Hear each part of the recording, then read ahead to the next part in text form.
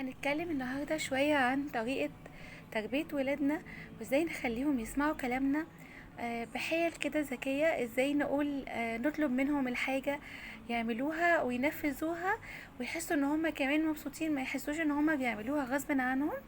يلا بينا هقولكوا ازاي. لو ولادك مكسلين يعملوا لك حاجة او خدمة انت طالباها منهم ومش بيسمعوا كلامك، جربي الطريقة دي. قولي: مين الولد الطيب الحنين حبيب الحسنات اللي هيعمل لي كذا وكذا وكذا، وهدعيله يدخل معايا قصري في الجنة. والله هتلاقيهم بيتخانقوا على مساعدتك. لو ابنك بيكسل ينزل يصلي في المسجد، قولي له: خسارة، كان نفسي تبقى ضمن ضيوف ربنا النهاردة. عموما ربنا هيستقبل ضيوف غيرك النهاردة في بيته عز وجل، وهيكرمه اخر كرم، وانت مش موجود للأسف. ربنا قال: وإن تتولوا يستبدل قوما غيركم ثم لا يكونوا أمثالكم. ربنا يستر عليك. لو ابنك أو بنتك عندهم كده بوادر بخل وما بيحبوش يجدوا، انت هتلاحظيها. علميهم ان البونبونية او البسكوتية او اللعبة اللي هيتصدق بيها على اخواته او المساكين دي مش ليه لوحده. قولي له: بعد بونبونيتك او لعبتك دي على صندوق الكنز بتاعك في الجنة، حوشها هناك، عشان هي في الدنيا كده كده هتخلص، ومش هتلاقيها تاني غير في الجنة، اكبر بكتير وطعمها احلى كمان.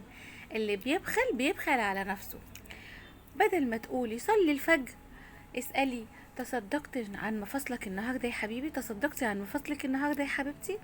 بدل ما تقولي طلع صدقة، اسألي: بعت لنفسك هدايا النهاردة في الجنة؟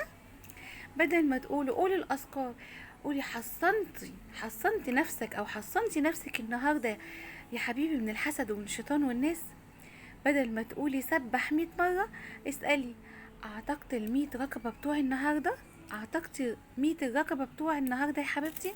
بدل ما تقولي قوم صلي الفرد، قولي له: يلا بينا يلا بينا نقعد نكلم ربنا. بدل ما تقولي اقعدي اقرا قرآن، قولي ايه: انا رايحة اقعد مع حبيبي شوية، اللي هو القرآن يعني. حاولي تحببيهم في ديننا بطريقة جميلة وسهلة وبطريقة ذكية، هتلاقيهم اتغيروا معاكي جدا.